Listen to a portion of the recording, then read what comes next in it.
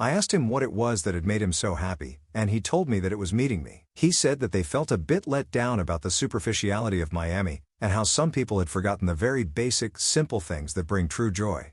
He said that meeting me had made their trip worthwhile, but what was even more interesting was the fact that everything that I had told them about my life, and my pain and suffering about my separation with my wife was exactly what John too had gone through about the same time a year ago. Seeing that I was able to find peace in the midst of such a storm, gave him hope that he too could make it out of his storm, and it convinced him that God is the only one with the true cure for all of our heartaches. Before I left, they insisted on taking a picture of me, saying that at that moment, I looked just like an angel shining all around. Later on, there was another couple that I met from Germany. After his wife had listened to me for a few minutes, she pleaded with me to please try to talk with her husband, because she thought that he needed to understand women better. The man spoke mostly German and very little English, and he was saying yes way too often, so I couldn't tell for sure if he understood everything that I was saying to him. I don't always know what happens to people after I meet them or if they read my writings, but my hope is that they will always remember that there was once a man who gave them a special gift and told them of a great river of life that will never run dry. One day while I was talking to some people on the beach, I noticed that a young girl about 20 years old was following me around. I stopped and looked at her to see what she would do, and then slowly she came towards me and asked me if she could look at the books that I was giving away. I said sure, and handed them to her.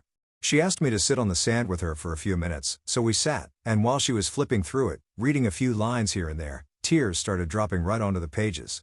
I asked if everything was all right, and she told me, "You don't know what these words you wrote mean to me. God is expressing himself through you." Later she sent me an email that truly inspired me. She also said something very interesting, that if you put yourself in an impossible situation, then that is when you will see a miracle happen. Another special girl I met was Mary. She invited me to have dinner with her, because she wanted to know more about me and what I was doing. Mary was like a guardian angel to me while I was in Miami, driving me around and helping me to get to know the city better. Shortly after I met her, she looked at me saying, "Joseph, the first feel that this year you will be writing a new booklet." That night I could hardly sleep, so I began to write my new booklet just as Mary had predicted. I also met a famous Hollywood movie star who was with his girlfriend and another guy. They were enjoying a little party together and having a few drinks on the beach, and they invited me to have a drink with them. Usually if I'm talking to people I prefer not to drink, because even 2 beers are already too much for me, but I didn't want to be rude, and I did feel kind of thirsty from the heat, so I accepted their invitation. He offered me a margarita, and I emptied the glass in one shot, so he poured me another one and I did the same thing. I probably needed water instead. He tried to pour me a third drink, but I stopped him just in time saying that it's enough, and that I didn't want to get drunk. I didn't recognize who this actor was until his friend told me who he was. The girl seemed to be very fond of my spirituality and wanted the guys to pay attention to what I was saying. The actor was listening to music on his MP3 player, and wanted me to hear his collection of his favorite songs. At one point they had to return to their hotel room and asked me to come along and continue our conversation on the way. As we passed by a swimming pool, the actor jumped right into the water, not realizing he still had his music player on him. Frying his precious little machine like toast, he was embarrassed almost to the point of crying for losing his irreplaceable music. That's one reason that all of my life I have never gotten drunk, done any drugs, or smoked for that matter, because I have always known that nothing good can come from it. After we got inside their hotel room, I discovered that they were sniffing coke, and they offered me to do it with them. I said that I have never done it, and I don't even care to try it. I get high from life, believing, loving and helping others. They were nice and respectful of me, and I did appreciate their time and effort to listen to me, but I couldn't help but feel sorry for them, seeing that with all their beauty, fame and riches, they didn't have the peace and joy that they needed in their lives, and they had to depend on temporary thrills to get their minds off their problems. We all went back to the beach after that, and I thanked them for their company, and left.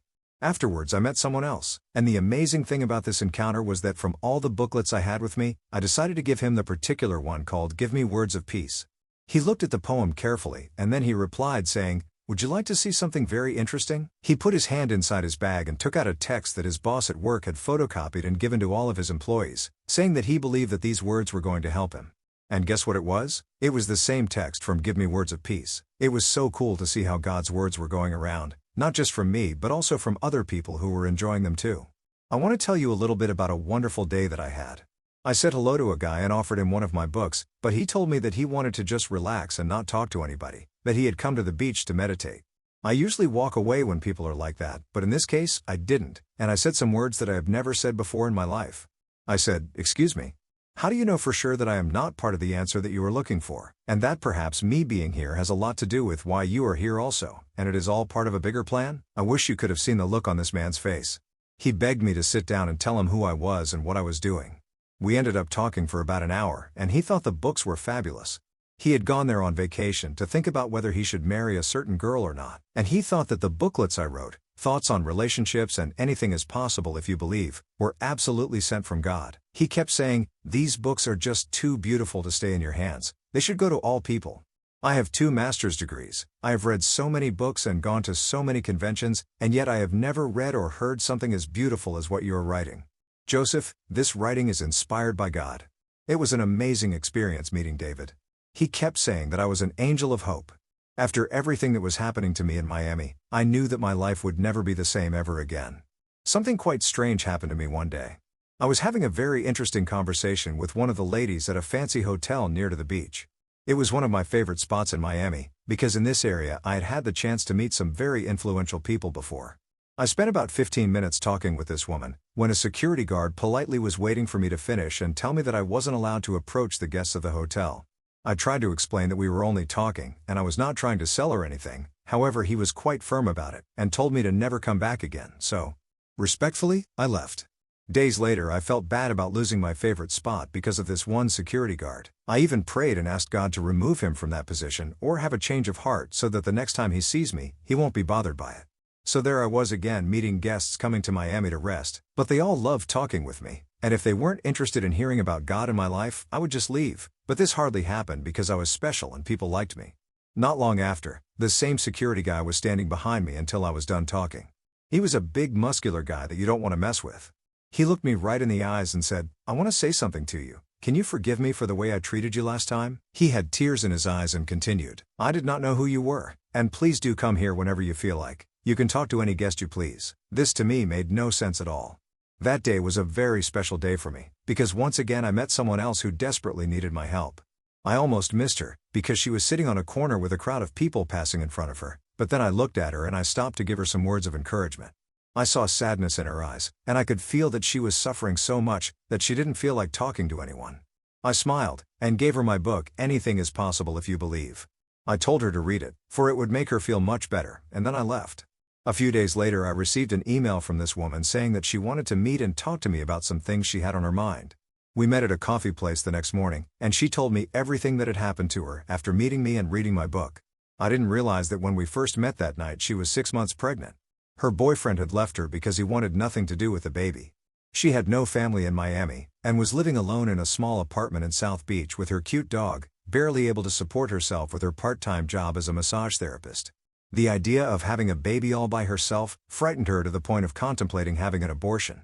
That was when I showed up and reminded her that God still loves her. The book that I had given her also inspired her to help her change her mind regarding keeping the child.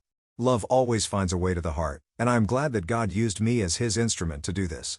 A year later I saw her again in Miami, and I met her splendid little baby boy. So happy together. One night it was getting pretty late, because I had just missed my bus home, and while I waited for the next bus in a dark street with hardly any lights, a strange-looking man approached me wanting some money. He told me that he was very hungry and had no place to go, and that he had just come out of prison.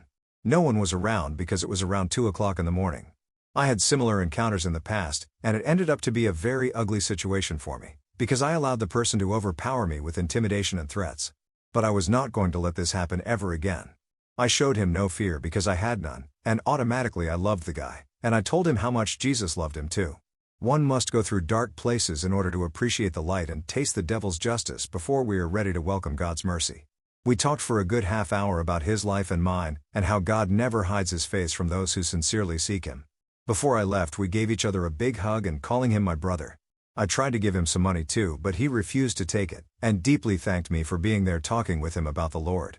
I was taking a walk along the beach when I noticed someone laying on the sand reading a book. I went to her and asked if she liked what she was reading. "Not really, but it's the only book I have," she replied. "Well, I happen to be a very good writer, and I would like for you to have one of my books if you like." She invited me to make myself more comfortable so we could talk. I told her of my newfound joy in allowing God to lead my way and show me my purpose in life. She happened to also be a Christian, and wondered if I had time to listen to some of the struggles she was facing at the moment. Of course I said, "You can tell me anything."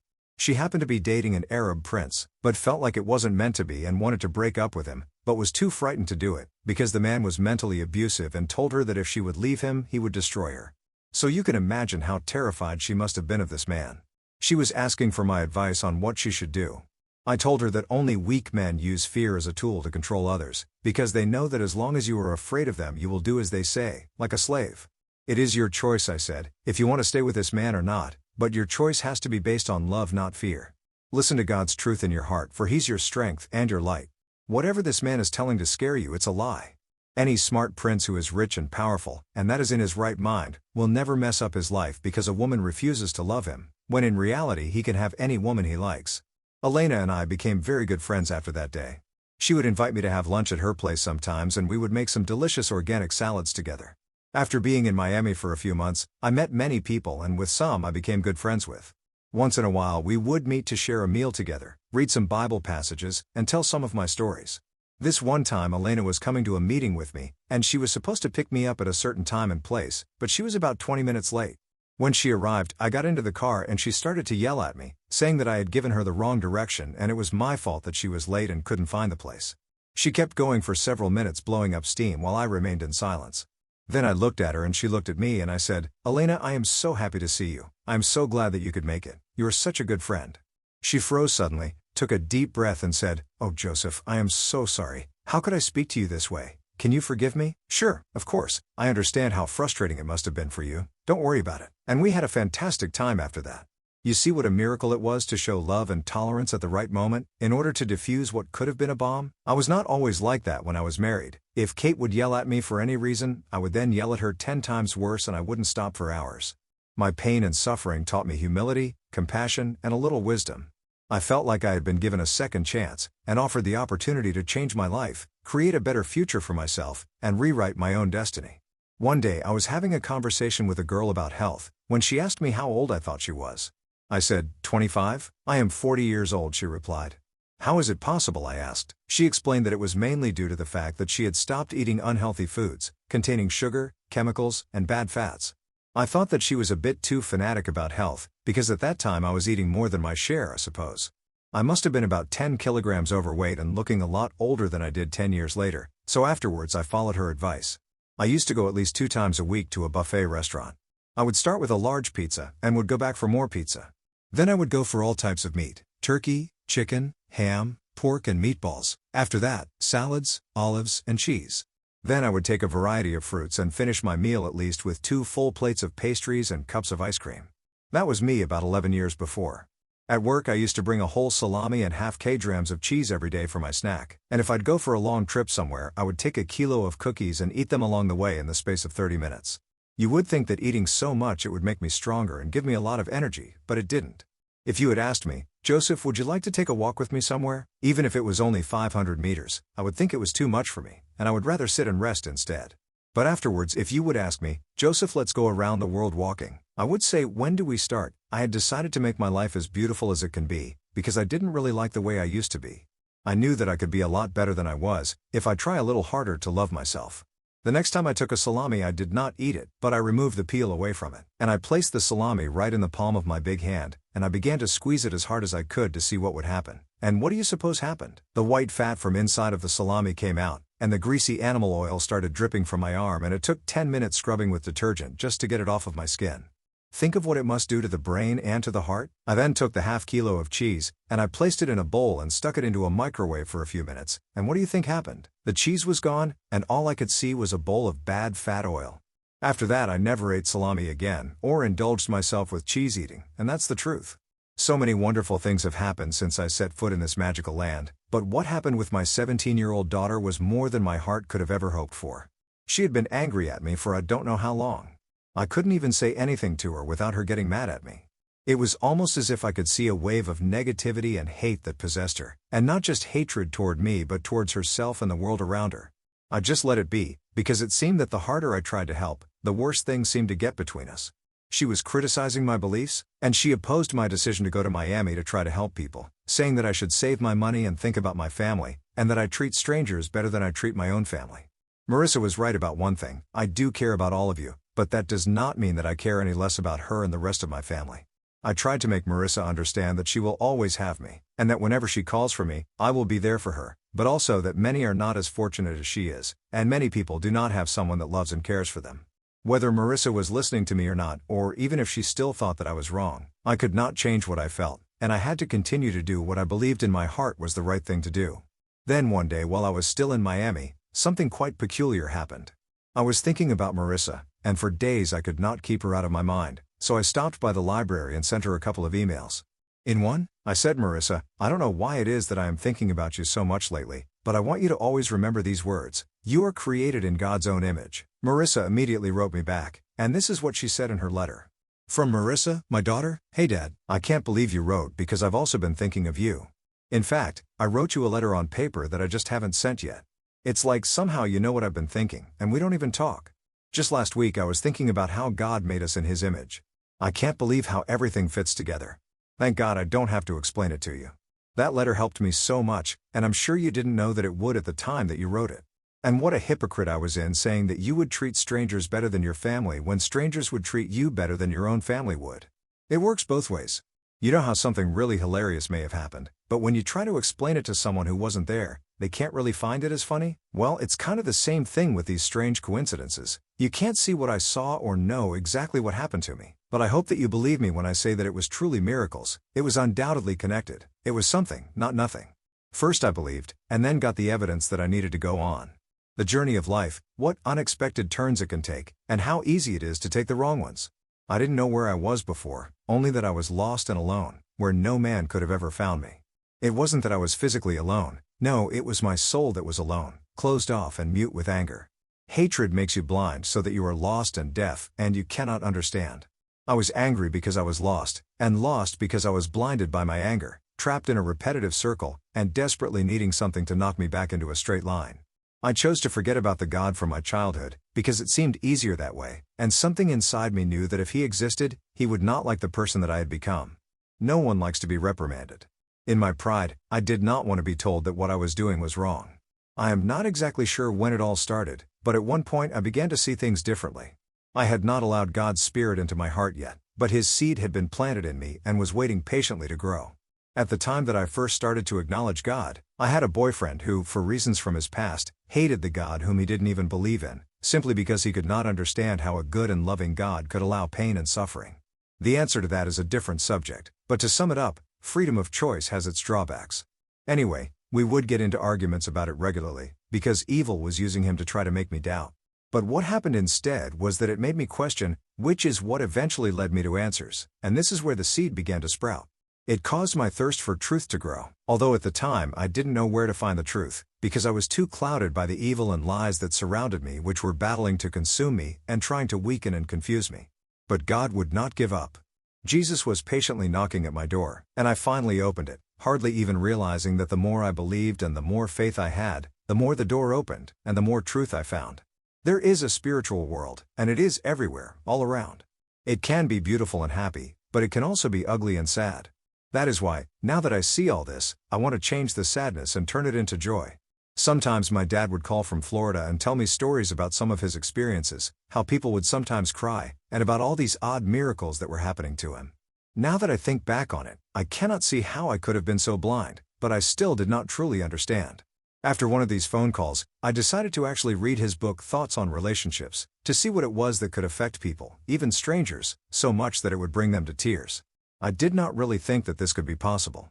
What happened next was a miracle that helped change my life. I wish I could describe the feeling that overcame me as I was reading the words. It was like a feeling of overflowing love, of peace, of understanding, and of gratefulness. You can feel God, so you know that He is there.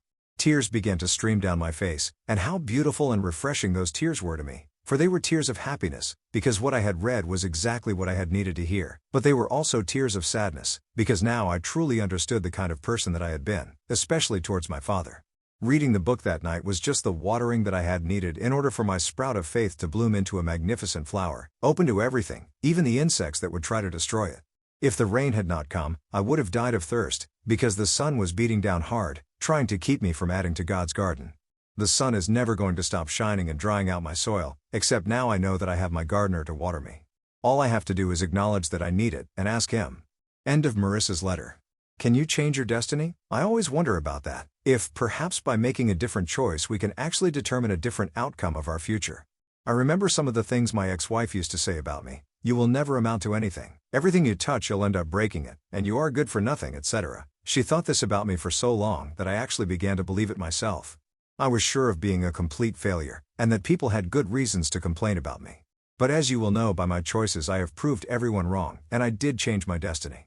The last 11 years of my life, since I've been on my own, I have published 14 books, given more than 3,000 copies away, inspired tens of thousands of people with my example, done hundreds of workshops and seminars around the world, started a landscaping company, and made everything that I touched flourished. The people I used to work with at my former landscaping company were like animals, and I spent 3 years of hell working with them. They screamed at me almost all day for absolutely no reason. They would get nearly drunk every day at the job, fighting among themselves like dogs. I wanted to quit my job so many times, because I thought I would go insane or hit someone to let out some steam, but somehow I maintained to stay calm and tried to do my work, even though I wasn't learning much because no one would teach me. Finally, 3 years later I got enough courage to leave the company and start working for myself, even though I did not know my profession. I bought some basic tools and I was able to get a couple of small contracts. I hired a guy to do the work for me and teach me at the same time. In a few months I learned the trade and I could do the job myself, and I did not need anyone anymore. Today I am like a workhorse, working from morning to night, and I love it. Once I was doing one bigger job and the client asked me, "Where are your employees?" I said, "It's just me." Surprised, he wondered, "But how long is it going to take you to do the job?" I told him that if I had 2 guys helping me it would take me 2 weeks, but since I am alone probably it is going to take me 14 days. I said, "Please don't talk to me, but let me work, and then if you'd like, talk to me tonight at the end of the day." He watched me from his window, and before it got dark outside he came and talked with me. He said, "I have been watching you from my window. You work with passion, and it looks like you are doing meditation instead of working. Those who see me work automatically want to give me more work, but nobody hires me and nobody fires me. I decide whom to work for, not you." Why India of all places? It became a common occurrence that I would meet complete strangers in South Beach who would mention to me about a place called Goa. First I did not pay it much attention, but after a few times people mentioning it to me, it kind of got my attention, and I became curious about this place that I had never heard of. Indian Dream. The weather in Goa is very beautiful, and the people are even more beautiful than the weather, with the exception of a few rotten apples maybe. When I think about all that has happened to me here in India, I have no question in my mind that I was guided by angels to meet the people that God wanted me to meet, and go to the places that He wanted me to go. Every single moment that I have been here has been as if I had stepped on a push button showing me a green light, and every intersection that I have faced always had a green arrow showing me where to go next. My life is even better than a movie, because you could never guess the things that have happened to me. I had no idea where all the good places were or where all the nice people would be, and yet, without a book or a guide, I discovered a paradise. Alleluia! From all the people in the world and from all the places in the world, God has chosen this magnificent land of India to let His light shine through me because, as the cold winds of darkness grow stronger, many have been having the same dream over and over again, to come to India. I never imagined that I would end up here. I didn't even know that Goa existed until someone mentioned it to me a year ago. But because of this Indian dream I had been having, I heard a voice saying, "Come to Goa, because we need you here." Though I knew what it was that God wanted me to do, I was a bit reluctant at first to obey, perhaps because I was a little afraid. I almost changed my mind about going to India, and I booked a ticket for Italy instead. I thought of visiting my family there and having some nice times with old friends and having good food and wine and all of that. But God did not give up on me that easily, and gave me another message through my daughter, knowing that I would listen this time. She asked, "Dad, is it your idea to go to Italy, or is it God telling you this?" That night I could hardly sleep, as my daughter's words rang as a bell inside my heart. I realized that no one can escape the will of God, and that I was born to make this Indian dream come true, just as you were also born to come to India and meet me there, so that I could help you to make your dream come true also. I am a messenger and a prophet. How else could I know what it is that people need and get a glimpse into their lives, and give them the answers without knowing what their questions are? It doesn't happen to me all the time, and not with everyone either, only with those whom I believe are searching for answers and who need God the most. When I look deep into your eyes, I feel connected with you, and soon after I receive a message from the spirit world for you. A whisper during a storm. It is clear to me why I am here, and not somewhere else, because I heard God's whisper during a storm last night, and it told me what I am going to do here in India.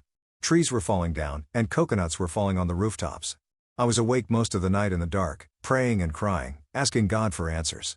Then I heard a voice saying, "I have put in your hands the missing puzzle piece that people need to complete their life's journey. But you have to forsake your own personal dreams in order to make their dreams come true, and you have to be willing to enter enemy territory and go through darkness in order to be able to bring my light into their lives. In the morning I was on my way to the beach, in search of people who may need my help, but instead, I was asked by some sort of individuals if I wanted to buy drugs.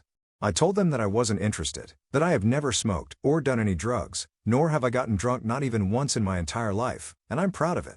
Goa was not as I had imagined it would be, and for the first time I couldn't see the way in front of me. It was Saturday night, and I felt like going dancing at a club. I wore all white, and unexpectedly an English girl saw me dancing. She came and grabbed me saying, "I don't know why, but I feel attracted to your energy, and I would really like to talk to you if you don't mind." I said, "I cannot hear a word you are saying," because of the loud music, so to avoid any misunderstanding, she decided to give me her phone number instead, but I never called her. I had enough of this awful place, so I decided to move 50 kilometers south to another beach. I felt discouraged and low, like someone who had lost his way, and was wandering through the woods tripping and bumping his head in thick darkness, hoping for a miracle. Moments like these are difficult to describe. They are my worst and my best. My worst because nothing seems to matter anymore, and my best because I know that something divine is about to happen.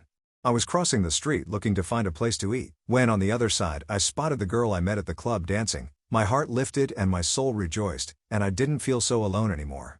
She was on her way to a restaurant to meet up with a group of psychology professors and doctors from England, whom she was studying with to become a psychologist, and she asked me to join them for dinner.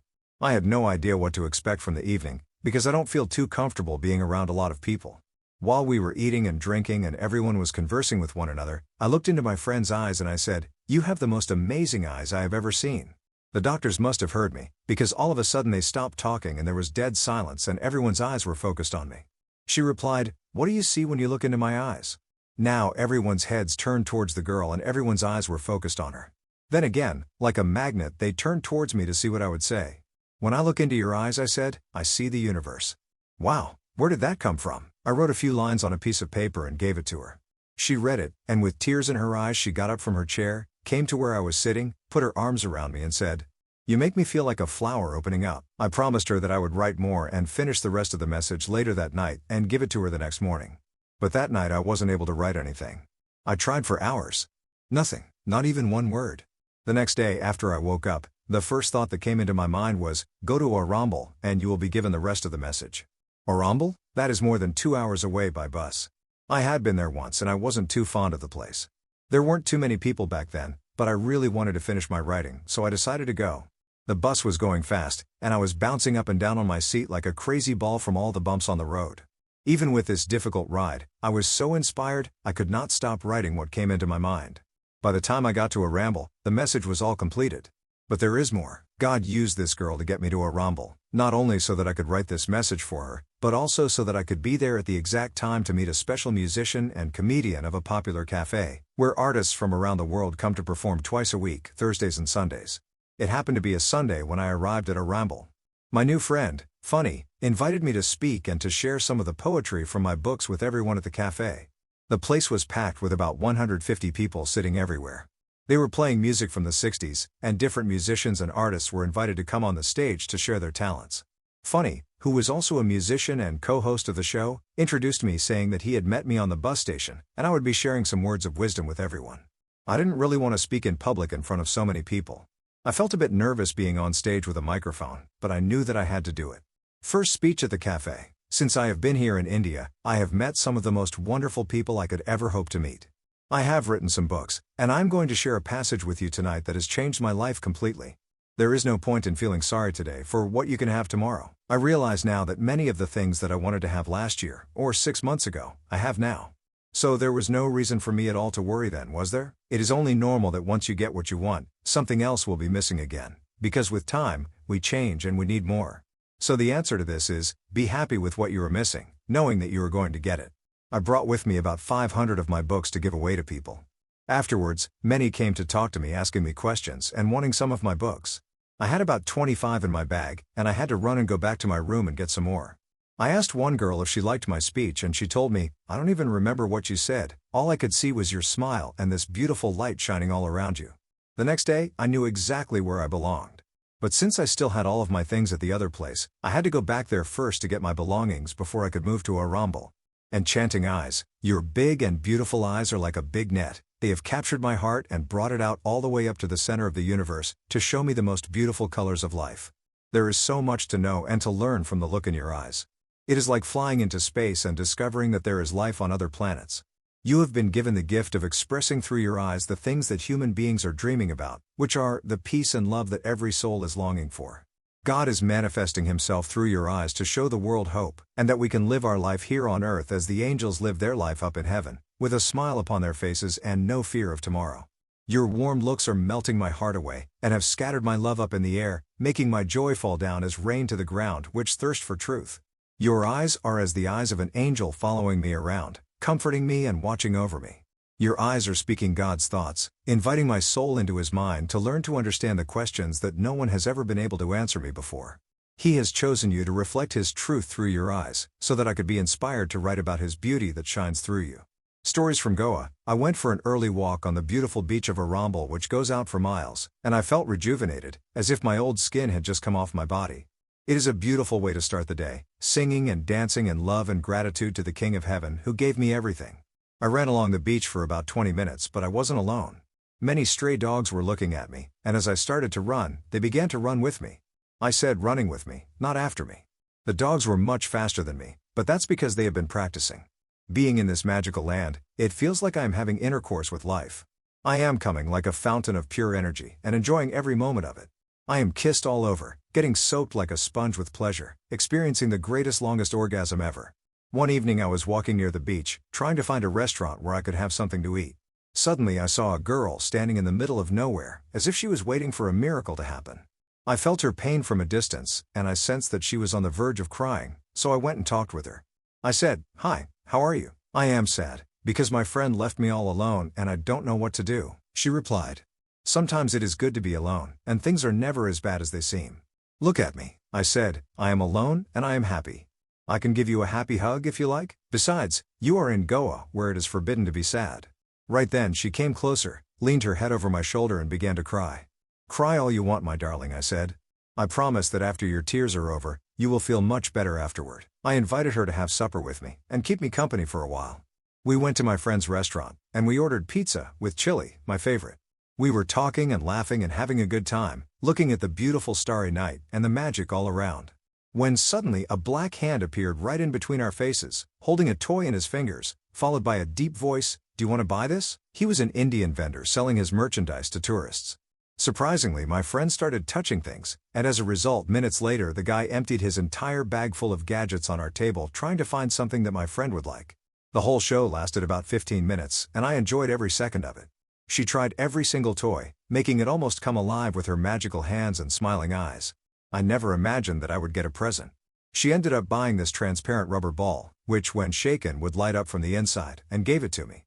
I knew she had very little money, which made her giving even more beautiful. Joseph cries, "I was moved away into space, as if my soul had come out of my body and I couldn't do anything.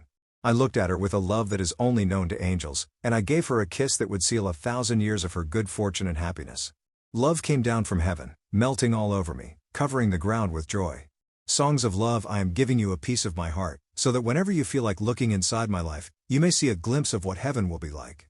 Love does not need any convincing, otherwise it is not love. Love until the world is filled with joy from east to west, north to south, up and down all around. If you could look inside my brain and see what's in my heart and soul right now, I'll tell you exactly what you will find. There would be an ocean of green grass, and a great river of crystal clear waters running through it, and thousands of little fishes jumping for joy. There would be singing and dancing, and there would be peace and harmony throughout my being. There would be animals running free on the hills, and from time to time offering to help men do their work on the fields, for there would be no enmity between them or anything that would cause harm. Joseph's adventures in Goa. I left Arambal to go on a short trip south, and I met a man who told me his life story. We met a second time on the same day, and he said, "I told my girlfriend about you, that I met the happiest man in the world, and then she said I want to meet this man." Later that evening a woman jumped out of her scooter excited to talk with me, and said, "Are you Joseph Corallo?" I said, "Why, do I owe you any money?" "No," she replied. "In that case, I am he." She put her hand on her bag and pulled out not a gun but an iPhone which contained the picture of my book, and she said, "I was reading your book in Arambal from a friend, but I couldn't finish it because I had to leave. I love it so much." So I put my hand on my bag also, and I pulled out a book and gave it to her.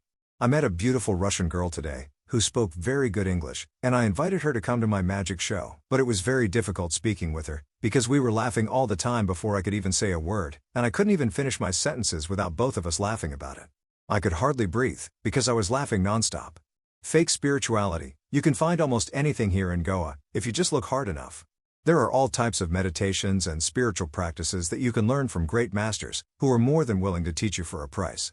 I don't care about what the rest of the world does or doesn't. I just can't ask people to pay for my programs and services, no more than I could ask them to pay for the air they are breathing. Beware of fake spirituality, and stay clear of strange doctrines, or you will soon be deceived into believing a lie, as if it was the truth. Yesterday one man, after seeing me from far away, ran after me, telling me that I am the only person with whom he feels comfortable talking with. He was from a rich background family, and had been a sniper soldier in the Russian army. We sat in a restaurant while I listened to his pain for hours. He said that he does not believe in God, but that he's prepared to die for me, and that he is jealous of me because I am happy and he isn't. He had a serious problem with alcohol and couldn't even eat any food without feeling sick. He told me that he felt like eating a steak, and asked me if I could drive him on his own bike to a restaurant, because he was too drunk to drive himself. We spent half a day talking together, not because I enjoyed doing it, but because he needed me. He said that I had saved him that day. He offered me anything I would have liked to eat, and though money for him was no problem, I chose the cheapest food in the menu. That's how I am. I want people to remember me as loving them, and not because they had money in their pockets. A year later I heard that he died at the hospital. He was only in his mid-40s. A young man from England, who happened to be my neighbor, was crying when he left to go home, saying that once back in his country he would change his life, and stop taking drugs, because meeting me had inspired him. Funny, painful stories from Joseph. Why is it that nobody calls me the whole day, but as soon as I get in the shower the phone starts to ring? I was having a meal at a restaurant and the tables were all taken, when a beautiful girl approached me and asked, "Do you mind if I sit with you?" "Only if you are quiet," I replied. Another time I was contemplating, and someone asked me a question. Because I did not answer right away, he assumed that perhaps I did not understand the language, so he asked, "Do you speak English?" "I can, I just don't know if you can," I replied. "I am American," he replied. "Exactly," I said. I was kicking small sand castles along the beach of Goa. I was following the rhythm of the music I was listening to, with each kick, splashing sand up in the air everywhere with my big foot. Mistakenly I hit the tip of a big rock that came out of the ground, which looked just like a sandy bump. You can imagine the pain. I screamed so loud that the whole village must have wondered what happened. It was a miracle that I didn't break any bones. Later I was cleaning my bag from the balcony in my hotel room, because I happened to have a little sand inside. It was right before going to pick up my books in the printing shop. I thought I took everything out of my bag before shaking it in the open air. Oh my, I saw all of my money and big bills flying out of my bag, from a small pocket that I had forgotten to look at. It was the money I owed for the printing of my books. Quickly I ran downstairs before the money would be gone. It had fallen on a small pig farm, and I had to chase the pigs away because they were trying to eat my money. Incredible India. I love to be here and help people shine, and tell them that there is hope and a promise for a better tomorrow. I went to watch the sunset, and as I was walking along the beach, a girl who looked like a princess saw me from a distance and shouted, "Joseph!" 500 people must have heard it. Then she ran towards me and gave me a huge hug, and told me how much she loved my book, Surviving the Storm.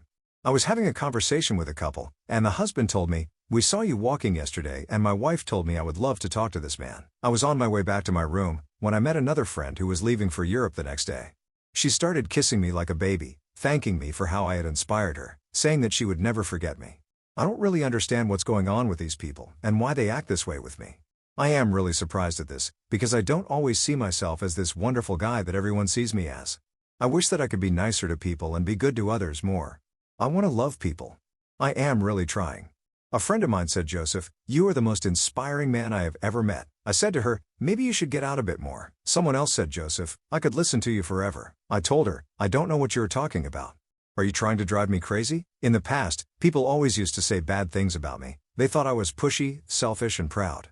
After I was struck by the lightning of love right in my heart, my life changed forever, and now it seems that people can't see my faults anymore, and all they can see is the light coming out from me. Maybe that's what blinds them, and they start saying things like, "When I am looking at you, Joseph, I see a king." I say, "Are you sure?" I came out of a grocery store when a girl walking down the street saw me. Quickly she put her arms around me, pulled me all the way tight towards her, and kissed me on the lips saying, "Ooh, Joseph." One of my friends saw what had just happened and later asked, "What was that all about, Joe?" "I wish I knew," I said. I will tell you one more story. I received an email from an old friend. "I still read your books from time to time. I have them all on my bookshelf. When I look at them, I tell you, I can see light coming out of them. I am so happy with myself, that lately I have begun to laugh even in my sleep. I had a dream last night, and I kept waking up several times during the night not knowing for sure if I was awake or asleep. I would soon close my eyes and continue dreaming and laughing till morning as the sunshine woke me up. I got up to have a shower and I could not stop thinking about my dream and how funny it was. Joseph's dream. In my dream I was walking around the streets of Arambal and everywhere I went there were girls sneaking up on me from behind, kissing me on my neck and cheek saying things like, "Oh Joseph, you are so wonderful. I love you so much, you make me so happy," and so on. It was like every girl in town was after me, wanting to thank me for something. A woman approached me saying, "You probably don't remember me, but I want you to know something. Last year my grandmother was gravely ill in the hospital. I visited her and brought 3 books that I thought would help her feel better." "Can you guess what books they were?" "I don't know," I replied. "Well, they were your books," she answered. "But why, from all the books in the world, did you choose to give her mine?" "Because Joseph, you have the ability to take love and the beauty of heaven and bring it down to earth to make people feel better, loved and peaceful." I met a young mother who had a favor to ask me. There was a man nearby who was troubled and had not moved for hours. He had buried his head in the sand and held his hands up high. Only a mother could hear this boy's cry. She asked me to go to him and to cure him of whatever was bothering him. She had already read my books and knew I could set this man free. So I went to him and said hello. As I began to speak, tears ran down his cheeks. He told me of his great pain and loss, and that he no longer had a desire to live. I said, "Listen to me carefully. I know how you feel, because pain is not new to me. I have suffered greatly in my life, but God had a plan.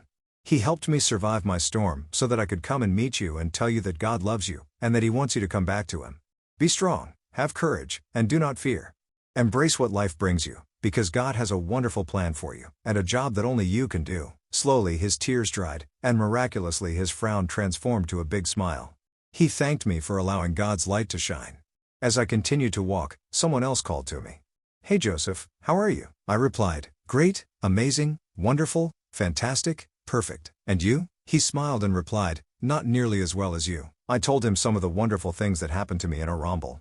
After I had finished talking, he got up from the table where he was dining and said, "You are truly a beautiful man." He hugged me and left. I gave my paper How to Love Without Getting Hurt to a girl on the beach. She only read the first line. She got up from her chair and gave me a kiss. I then gave her the book as well. 2 days later, I saw the same girl again. She came to me and told me that she had lost my book and did not know what happened to it. "I know what happened," I said. "Someone else needed it more than you, but now that you have found me again, I can give you one too." She kissed me again and then left. There was someone else sitting close by, who was staring at me and smiling. I smiled back, and then she waved at me. I returned the gesture. Soon she made a sign for me to join her at her table, and so I did. She asked me, "Do you remember who I am?" I said yes and no. "You look like one of my angels, but I am not really sure." She told me that she had read my writings, and had made photocopies to give to her Russian friends. I noticed that she was eating chocolate cake for dessert. She told me that she needed to eat something sweet because she was missing her boyfriend. I told her, "If you read my book, you will no longer need to eat chocolates, because my words are sweet enough. Anything is possible if you believe faith is positive, never negative. If you have doubt in your mind, you are already defeated even before you begin. Because without faith, you will never get what you want. Faith knows no fear. You either have faith or fear, one or the other, and you can't have both at the same time. Faith sees life not as it is, but as it should be. Faith has nothing to do with feelings, emotions, or circumstances, for those things are as unreliable as the weather and change continuously. You can be happy about yourself in spite of your failures, mistakes, and imperfections, if only you trust the unconditional, unchangeable, unmovable, indisputable, infinite love of God. Faith inspires love, and love is the most important thing of all, because love is what everyone needs. If you have love, you can't go wrong. True love doesn't cheat, steal, kill, or hurt anyone. On the contrary, love heals everything that it touches. It creates, and it builds up. You have the privilege and opportunity to help create heaven on earth by changing human hearts, thereby fulfilling a mission on earth. A young man asked me, "Could you please sign your book for me?" I looked in his eyes and I wrote, "Heaven has just opened its doors for you. Don't be afraid to walk through them." My books are going everywhere, to England, Russia, Sweden, Germany, Australia, France, Finland, Switzerland, Austria, America, Japan, Korea, Israel, Egypt, Iran, and so many other places that I can't even remember them all. It's quite remarkable, isn't it, how much one man can do, with God's help. I am a legend. Some people call me Gandhi, others the poet, and still others the angel of hope, or the magic man. I had no idea that I would be loved by so many people and be an inspiration to so many. I didn't realize how much of a difference I could make until I got here and started helping everyone and giving my books to people. An Israeli girl came up to me. "Joseph, I need to speak with you. I read your paper. Give me words of peace. I want you to know that if I had my own airplane, I would make millions of copies of your writings and drop them from the sky." I was talking with a couple from England. They told me that they were visiting one of their Russian friends and had noticed that their friend had the same book that I had given to them. They discovered that she had photocopied a page from my book called Come Back to Me and had made hundreds of copies and had given it to everyone she met. An Israeli girl was talking to me about the place where she was staying. Suddenly she looked at me and said, "Why am I talking to you? I don't even know you." I told her, "It is the magic of love." She smiled and replied, "Tell me all about it." We sat and talked for about an hour, while the beautiful sunset faded around us. She couldn't resist taking a photo of me. She said, "The reason I want to take this picture of you is because I want to take it home, to show my friends what happy people look like." I had heard all kinds of stories about how moved people are when they read my books. One night, I wanted to understand it myself, and I decided to read my book with this thought in mind. I read 20 pages of my book Surviving the Storm, and I was crying the whole time. It was beautiful and inspiring. Divine? Healing. I arrived in Palalem and it was much like people had described it. I was anticipating what my purpose in Palalem was going to be. I wanted to take care of my task here quickly so that I could move on to Humpy. I could not find a reason why I was here until a Swedish woman took a room next to mine and we became friends. She was going through the same pain I had experienced before, so I gave her my miracle book, Surviving the Storm. I thought this must be it. My work here is done, so I bought a bus ticket for Humpy. My bus was leaving late at night, so I was waiting with my luggage at this organic Indian restaurant, where I had become friends with the owner. He liked my book so much that he wanted to incorporate some of my writings into his menu. I was writing something while I enjoyed my meal, and I noticed someone blessing her food before eating. I went to her and said, "That's nice that you do that." I also gave her one of my writings to read. She read it quickly and smiled at me. She invited me to join her at her table. I stayed with her for a few hours talking about love, wisdom, and truth. It was as if we were charging each other's souls. I got to Humpy the next day, and I received an email from her saying, "I need to see you, because I believe that I have become addicted to your smile. I want to learn more about the God that I saw in your eyes." I told her to please come. In Humpy I encountered several people who knew me from Arambal. When my friend Vina came from Palalem we had a little Christmas party together. There were 2 German guys who were camping near a river, sleeping in caves and on big rocks. The place was surrounded by many monkeys, and one of the guys looked like Tarzan. Often we would meet up for meals and it was a lot of fun. A French girl was telling us about her boyfriend, and how much she loved and missed him, and she also gave me her phone number in France saying, "Joseph, if you ever come to Paris, please visit me." I said, "If I come, will you be alone?" She replied, "What day?" This made everyone laugh, of course. If I laugh, usually everyone laughs with me, because they think that my laugh is funny. I made pizza for Christmas for about 8 people. We went to a nearby market and we bought some ingredients to make a healthy pizza. It was a great party and everyone shared beautiful stories, making the whole experience unforgettable. My 2 German friends who came to our party had to hire a small boat, which would help them cross a small river, and then had to walk for about an hour in the jungle. The boat stopped running around 7 p.m. They were hoping that they could make it back to the caves that same night, and I offered to go with them up to the river. I told them that if they were meant to cross the river, they would. It was 1 o'clock in the morning and the town was deserted. There was one store still open, and an internet cafe. I asked the clerk if he knew of someone who had a boat to help my friends get across the river. He said, "It's impossible at this hour. Everyone is asleep. Come back in the morning." I told my friends, "Let's try one last time." There was a guy who wanted to help us, so he asked us to follow him. He went to wake up a friend of his, telling him that we needed a boat. He gave us a phone number and told us to call another guy. The phone number was wrong, so we had to go back and wake him up again. This time the number was correct, and after 10 minutes his friend showed up and asked us what we wanted. He wanted us to follow him, and he woke up a friend who took my friends across the river. At this point, it was about 1:30 a.m. The next day, I was invited by my friends to go sightseeing to the old temples in Humpy, but I declined. Shortly I would be starting my next adventure in Gokarna, and I needed some time for myself to pray. Gokarna I was on a bumpy ride for about 10 hours, and I was the only foreigner on the bus.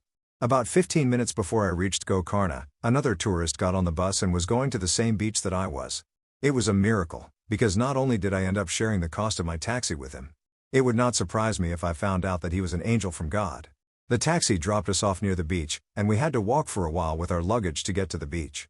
It was pitch dark, and we were walking along a steep cliff. If I had not met this guy, I might have fallen off the cliff. I did not have a flashlight and I wouldn't be able to see where I was going in the dark.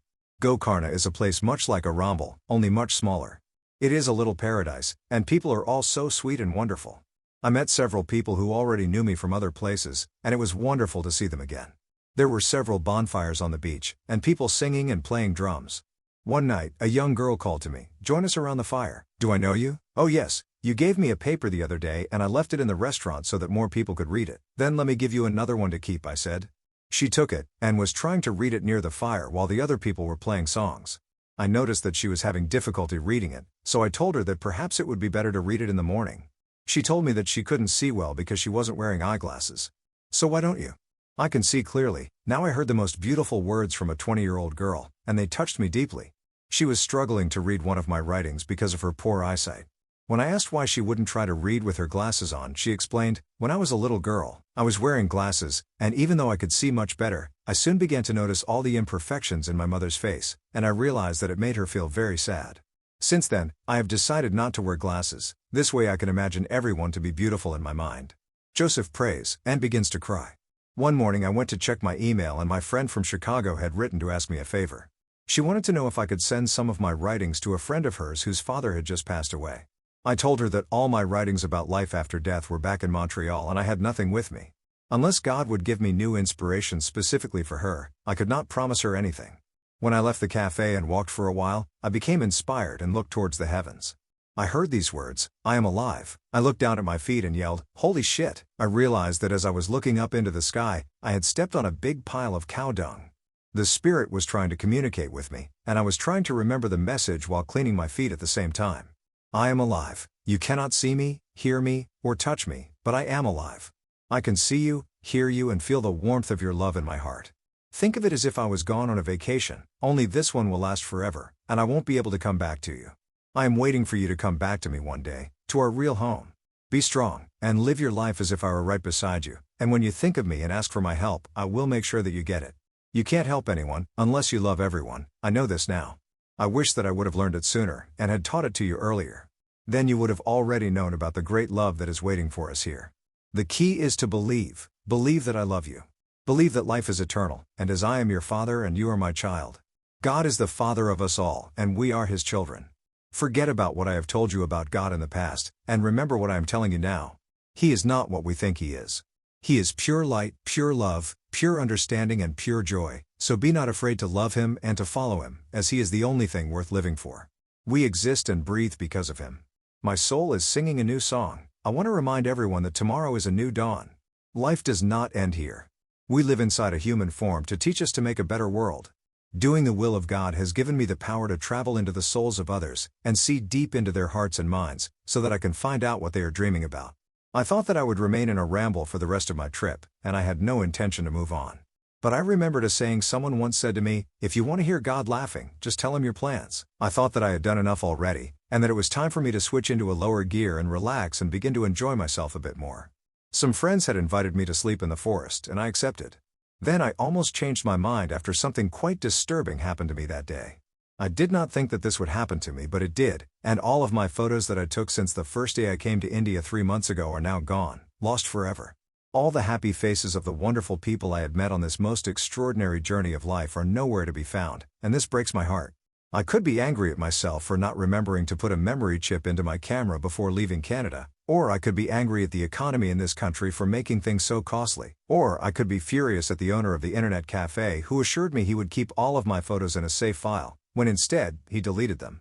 It had been a very long time since I had had any bad thoughts or gotten mad at anyone. It has taken me most of my life to overcome my temper, but this guy truly tested it. I felt like a volcano ready to explode. I wanted to tell him off, but I didn't. Why not? Because I know better now, and I cannot allow negative feelings of bitterness and anger destroy what God is trying to create in my life. I felt like going to my room and crying and not seeing anyone, but I knew that if I wanted to find the answer, God could show me why it happened and how to be happy again. So how fast do you think God answers prayers? Faster than the internet. For even as I was asking my questions, I could see the answer already. I saw this proud image of me while I was taking those photos. Vanity? Yes, vanity of all vanities. I wanted to show off to people back home. It was my ego and pride that was hurting me most of all, and I almost lost it and did something that I would have regretted. In a matter of minutes, I was completely healed, singing and free from sorrow and negativity. I went to sleep in the forest that night with 8 others. I almost did not go, but then I decided that it was meant to be. After my night in the woods, I walked down from the mountains. My life as I knew it had changed completely.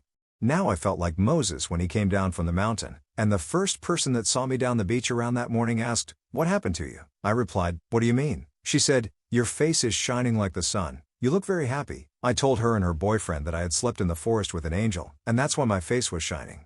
I told them about my writing and showed them my books. They invited me to have breakfast with them and to make a bonfire on the beach for tea. I had not slept much the night before because of all the talking and excitement that was going on in the forest. There was an Indian storyteller telling his crazy stories, and then there was also a Baba, which is a holy man, almost completely naked, covered in white ashes, and the storyteller was telling us the first thing that is required before someone can become a Baba. He said they have to tie 3 ropes around their penis and 3 guys will pull in 3 different directions to break his penis nerve system. This was not for me. I like my penis the way it is, fully functional. One of the ladies was from Sweden, and was talking about her experiences at rainbow gatherings, and she told me that I should go to one because everyone would love my books there. Certainly I will one day. But then the German girl I was having breakfast with began to talk to me about this place in the south of India called Auroville, near Pondicherry, Chennai, a 2-day drive from Goa. I felt inspired, as if God himself was speaking to me. Before I went to sleep that night, I thought about how all I wanted to do was take it easy and relax before going home. Now I felt renewed as if it was my first day in India, and I had just gotten off the plane. I felt 10 times more powerful than I had before leaving Canada. So I packed my things, and bought a ticket for a sleeper bus to Bangalore first, Pondicherry next, and Auroville last. One can only wonder, if I had not slept in the forest that night, perhaps none of this would have happened? New places. The past few days have been unbelievably different from the rest of the time I have spent in India. I do not find Auroville as attractive as Goa, but I am happy that I came regardless. The people that I have met in Auroville are incredibly beautiful, and there is no place in the world that I wouldn't go to help someone who needs me. I had to travel 2 days on a bus, in the heat and dusty roads of South India, in order to meet this wonderful loving soul from Russia, and write these words for her. She just came out from a store with a friend and they were ready to get on their bike, and I approached them to ask directions to the village. They asked me to teach them English. I said, "Why not? Tell me where, and when?" They invited me to talk more over dinner that night. I was looking into the one girl's eyes. It was as if I could see into her soul. I caught a glimpse into her life and understood what she needed. God has given me the gift to tune into his frequencies, and get the answers to people's questions. I told her that I would be receiving a message for her, and that I believed that we had met for a reason that would soon become clear to both of us. The time is now. Timeless whispers. You will never know what life can bring to you, until you open your soul and embrace all that life has to offer you. How could you ever know what's waiting for you around the corner, unless you are willing to blindly go there and expect that the best is yet to happen? I love you more than ever, and before you even know what it is that you want, I will give you what you need. Then you will understand that what I have given you is what you should really have in order to live a happy life. I brought you here to help you see things that you would have never seen otherwise. I wanted you to feel love in your heart, as if it was your first time, so that you would know that there is a time for every season. A time to cry and a time to rejoice. A time to seek and a time to find. A time to hold and a time to let go. How could you ever think that I would let you down, or refuse you the truth that will keep your spirit alive? Would you refuse milk to a baby who is crying for food? Nor will I refuse you anything that I know will help your soul grow. I have been looking after you since the day you were born. I am penetrating your soul during the night, as the sun penetrates your body during the day. I am shining my light tenderly upon you, as a warm fire to keep you warm in the wintertime. India is an amazing place to learn to appreciate what we have in life, and to discover new truths. But as with any kind of learning, there is always a cost, and things may not always go as smoothly as we plan. It is easy to get sick or have a bad accident in India if you are not careful enough. Last night I arrived in the city of Bangalore, hoping to get a bus connection to go back to Goa. But I missed my bus, so I had to find a hotel to spend the night. I bought my ticket, and while I was carrying my 2 bags, I stabbed my knee with a sharp kitchen knife that was sticking out of my bag. I thought that I might have to go to the hospital, but then I was able to stop the bleeding, and I was okay. Thank God I missed my kneecap by an inch, and didn't hit a vein. It hurt me a bit to walk afterwards, but with a little rest, I was ready to be on the road again. Yes, it was quite a day, but the thought of you always makes me smile. More stories from Goa. One night I finished dining at a nice restaurant on the 2nd floor at the beach area, and as I was walking down the stairs, I noticed a group of Indian businessmen having a meal together on the floor below. There must have been at least 20 of them all looking at me for some reason, being dressed all in white. One of them with a loud voice exclaimed, "Where do you come from?" I looked in front of me, then I looked behind me, and above me, and I said, I came from upstairs, and everyone at the table laughed, inviting me to sit down with them to talk for a while. The restaurant owner looked quite confused, and could not understand why every time someone would take my book out from his library to read while they were having their meal, they would suddenly start to cry. Later he told me that this one girl used an entire box of tissues in order to dry up all of her tears. I met someone at the beach a short time ago and we spoke several times after that. We even occasionally had a meal together and had very interesting conversations, as I recall. But I can't explain what happened the day she left Goa to go back to her hometown in Germany. She told me, Joseph, the first have a gift for you, but it will be ready in about 15 minutes. Would it be okay for you to go on a little walk and come back after it's ready? Sure, why not? I had my favorite music on my MP3 to listen to, so I began walking beside the warm waters of the Arabian Sea. The music I listen to always inspires me to the point of dancing as I walk. It moves me and helps me to see beauty where others can't. It's a special feeling that overcomes me when I'm in India usually. It is the middle of the day, but suddenly I see a vision of the middle of the night and I am staring into the bright stars of the universe. I see what seems like a narrow river of light descending from heaven above, circling the orbit trying to reach planet Earth. I looked very carefully into the river of light and I noticed something shining inside of it, and I wondered what it could be. It is still too far for me to recognize what it is that I am looking at, but as the river advances I realize that the waters of light are carrying jewels, precious stones and all kinds of treasures, but I don't know what it is for. I am astonished at the sight of such a beautiful river of light coming closer and closer towards me, and I wonder what am I to do. Without even thinking about it, I open my mouth big and wide, and I let the river of light with all its treasures come into me and fill my heart. After I had enough and got full, I closed my mouth, and the vision disappeared. The whole thing must have lasted a minute. I walked back to my friend that was expecting me, and I asked her if my gift was ready. Yes, here it is, and she handed me a picture of something that she had just drawn for me on a piece of paper that very moment. It was a picture of my face with my mouth wide open in the middle of the night. My face shining like a star full of light with flowers, hearts and treasures coming out of my mouth, just like it happened in my vision minutes earlier. What's this? I asked her why she drew this type of picture, and she said, because Joseph, when you speak with me it's like all these beautiful things are coming out of your mouth. Often when I prayed in India I would cry, and when I cried, I would feel God's Spirit come to console me and lift me up. I would usually pray on the beach at night so that people wouldn't hear me or see me crying. Sometimes I would be there for about an hour because of my great sorrow and need to be loved. God is my special therapist, and every time I talk with him I feel always better afterwards. This one time I was burdened with a situation from my friends who were leaving Goa on the way to other parts of India in order to find enlightenment. One was planning to visit a holy temple to find peace, another to meet a guru who may have answers, and someone else was going to a monastery to meditate for 21 days to find the truth. All of this in order to find healing and meaning in life. So here I was praying on the beach, pouring my heart out to God, asking to tell me what to do. Suddenly I had another of his lovely visions. Miraculously, I see dozens of ropes rolling out from heaven all the way to earth below. Each rope contained a gift attached to it. I got so excited like a kid getting all kinds of presents on his birthday. As I went to get my presents I noticed something written in all the boxes. Saying, love, peace, joy, hope, healing, wisdom, truth and so on. How cool is that? All those gifts ready for the taking. I didn't have to go far away to this place or that place, see this man or that woman, or be on top of a mountain meditating day and night. All I had to do was ask God for help just where I was. I was also warned that if I took one of his gifts, and I did not use it for good to bring glory to his name, he would automatically pull away all the other gifts and I wouldn't get anything at all. Mountain horse. I am like a wild mountain horse, not scared of anything. So I am going to jump over the fence and run to my freedom. I can run fast and far, and not be tired, jump over cliffs without fear, and spit in the face of my enemy who says it cannot be done. I am free, like I was born to be. I ride whenever I like, with whomever I like, whenever I like, and no one tells me what to do or where to go, because I am like a wild mountain horse running to my destiny, in search for more love and adventures to share. The magic pipe. I dreamed that the earth had opened her mouth under my feet and swallowed me up whole. Then the sky collapsed and fell on me. I was buried well and deep. Then the love inside my soul became so strong that the earth had no choice but to open up its jaws and spit me out. Then I took the hammer of faith in my hand, and I sealed the earth mouth shut. I made myself a pipe and blew the sky back towards the heavens.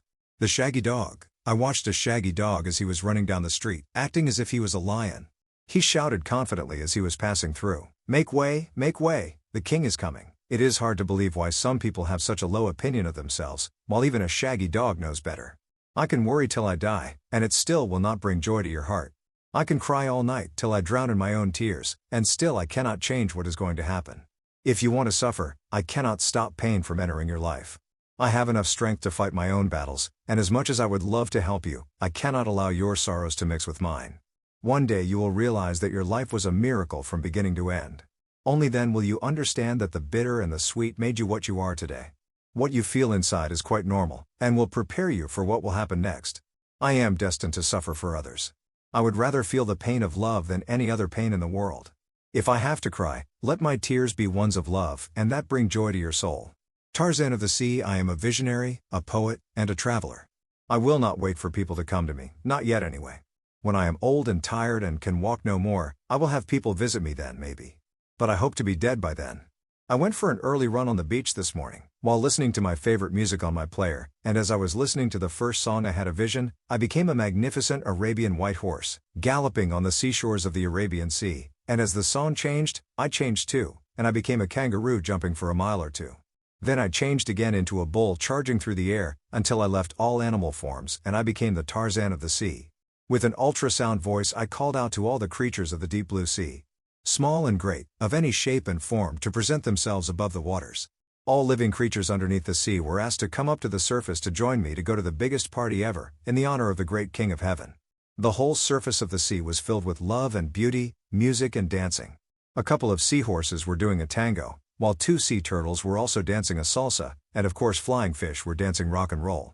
The big whale didn't feel like dancing, so she chose to sing instead. Crabs were playing drums on shellfish. Even sharks and swordfish made peace and did a number together, ending with a tail kiss. It was absolutely a wonderful party, so beautiful and exciting.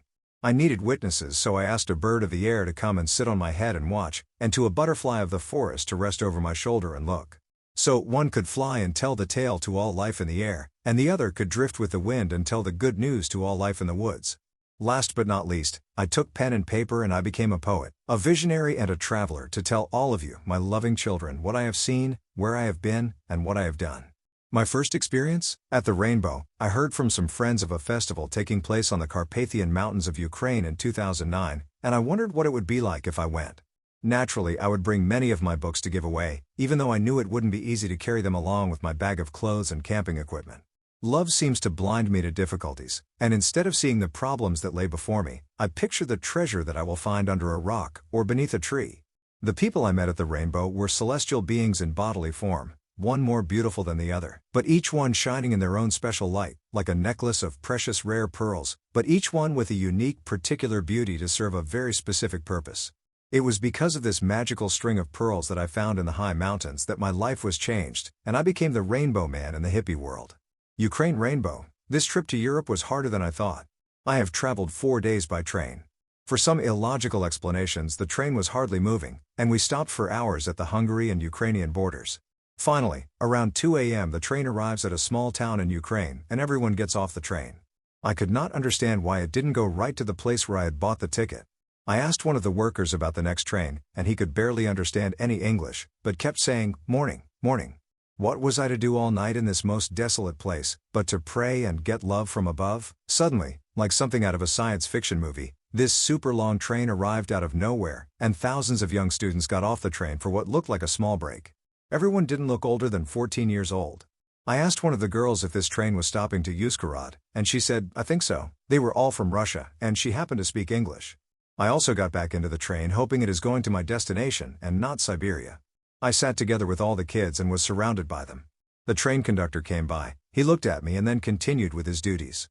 One of the girls exclaimed, saying, "He must think that you are one of our teachers." It was a private train and no other people were allowed on board. But I wasn't like any of the others, that's for sure. After 20 minutes I happily arrived at my destination. I waited outside the bus station wrapped in an orange blanket to keep me warm. I was singing and praying until it got light. I had some spare time, so I decided to go for a little walk to explore the place. It was interesting to see how the buildings were made, and I particularly liked one church that I saw.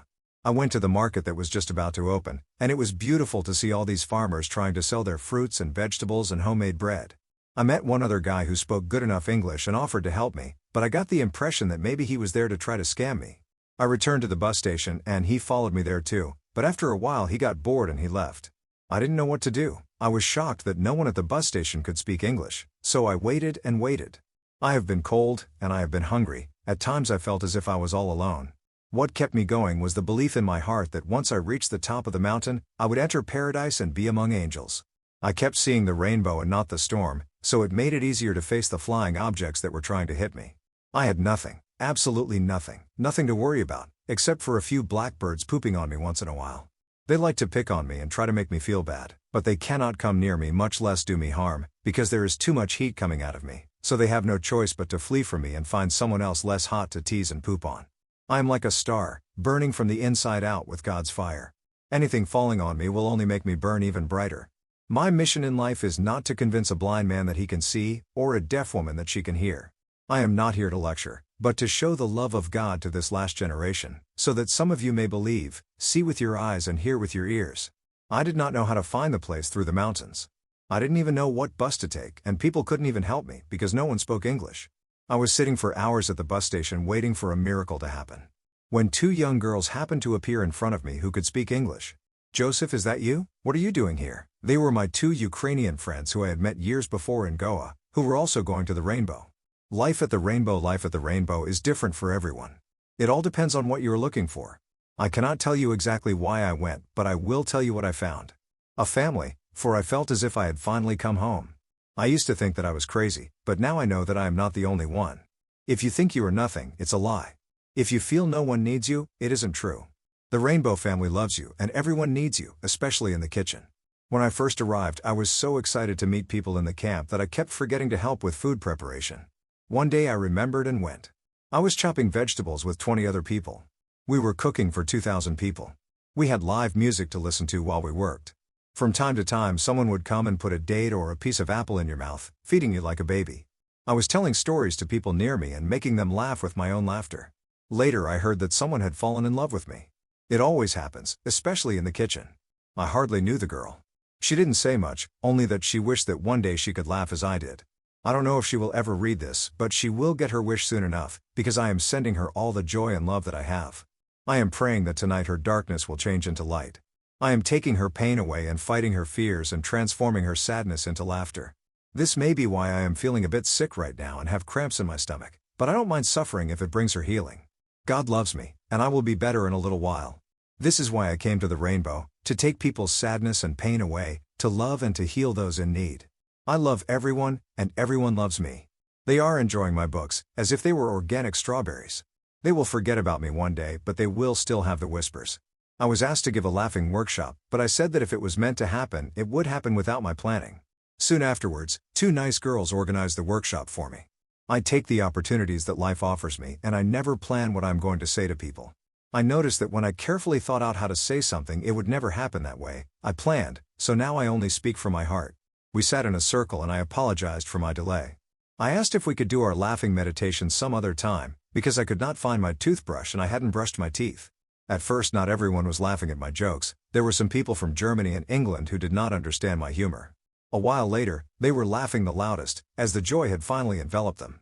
All I feel is love. Someone has picked up a stone and thrown it at me, making my heart bleed. I picked up the stone, I polished it, and then made myself a jewel and gave it back as a gift to the person who had thrown it at me. I couldn't hate you for having broken my heart, no more than I could hate the sun for having been in darkness. I will always love you, no matter how many broken hearts I will have in life, and I will always hope to see the sun, no matter how much darkness in the world I have to face. All I feel is love, so I have no choice but to be loving to you. All I feel is joy, so I have no choice but to smile at you. All I feel is compassion, so I have no choice but to invite you into my heart. It is my foremost desire to be with you, and with the ones I love. If not here, then we shall meet in the afterlife, and be together again singing and dancing in the garden of love. It will be fun to have you around, to celebrate life and to work with you for the good of the kingdom. Someday soon you will wake up and shine from the inside out, and discover the greatest love of your life. In the not-so-distant future, we shall join forces and become one in heart, mind and spirit. In order to experience the full power of love, it is essential that you open the window to your heart fully. The moment you open the blinds to your soul wide, the light will come in and the darkness shall flee away from within. If you trust the pure love that comes from above, I will take you in my arms, and carry you in my heart, and nothing shall keep us apart. Your search can end today, if you love and pray. You don't have to go through the pains of life all alone. God is spirit and will be with you always. His love is pure and true and will never disappoint you nor let you down. All you have to do is ask. Give me words of peace, give me words of peace, so that I may diffuse all guns and bombs around me. Give me words of hope, so that I may start rebuilding and repairing again. Give me words of love, so that I may put an end to hate. Give me words of faith so that I may cast out fear. Give me words of thankfulness, so that I may show my gratitude to all those around me. Give me words of truth, so that I may fill the hungry heart and satisfy the thirsty soul. Give me the right words, so that I may make others happy, because a tongue that speaks the truth can heal wounds, and sweet is the sound of a word spoken in love. Lips that proclaim compassion are sweeter than honey, and a tongue that speaks mercy is better than sacrifice. Our mouths speak about the things that our hearts are full of, and our eyes cannot lie about what we feel inside. We cannot stop bad thoughts from entering our mind, but we can decide which ones to allow to remain. We have the power to have a positive impact on the world by choosing to live a meaningful life. I love myself, I love you everywhere I go. People are looking for love, trying to heal themselves, forgive themselves, and love themselves, commonly by doing several meditations. I hear it over and over, of all the sacred places they visit, the courses they take, and the money they spend listening to holy men and women's version of the truth. To simply follow good spiritual practices in loving and forgiving yourself just isn't good enough, for there is no such thing as my truth, your truth, and everyone else's truth. There is only one truth that matters, God's perfect truth, and that truth is love. And if it's good for one, it must be good for everyone too, or else forget about it. All other men's versions of the truth, on the other hand, have proven to be more like a bag, trying to hold water when there are holes in it. People have been doing yoga and meditation for centuries, hoping to love and forgive themselves without much success. And do you know why? Because unconsciously they have been put to sleep by the evil magician who plays enchanted music to their ears. So consciously they think that they are awake when the truth of the matter is, they have been misled and come to believe in a lie. Loving yourself and forgiving yourself is easier than you think, and it shouldn't take longer than a few minutes to do it. You can save yourself a lot of time and money, and live life here on earth like an angel in heaven, free from fear and guilt, once you understand the principle and logic of forgiveness and love. You have the authority to forgive others for the hurt they have caused to you, but you have absolutely no power to forgive yourself for the hurt you have caused to them. Only they have the power to forgive you for the hurt you've caused them, just as only you have the authority to forgive them for the hurt they have caused you. It's the rule of the land and the rule of heaven too, that we must suffer for having broken the law, and for the crimes committed in life. It's ridiculous to assume that just by doing yoga and meditation every day, and feeling good about ourselves will actually exempt us from our transgressions. We must pay for our sins, and take the punishment that we deserve, or someone else must do it for us, and take it in our place instead. In order for the debt to be paid in full, there must be a payment, for without forgiveness there can be no redemption. It's the law of the universe, and it's not negotiable.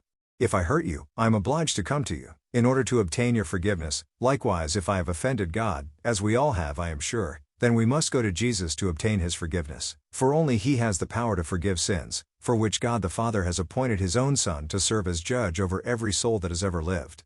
There is no other name in heaven or earth by which we can be saved, and have that power to forgive sins. Jesus has made that claim very clear, and proven to do so by giving his life as payment to free us from our sins, as it was ordained by God from the very beginning. It's simple. Let Jesus in and be clean always and forever, and then together we can all shout, I love myself, I love you.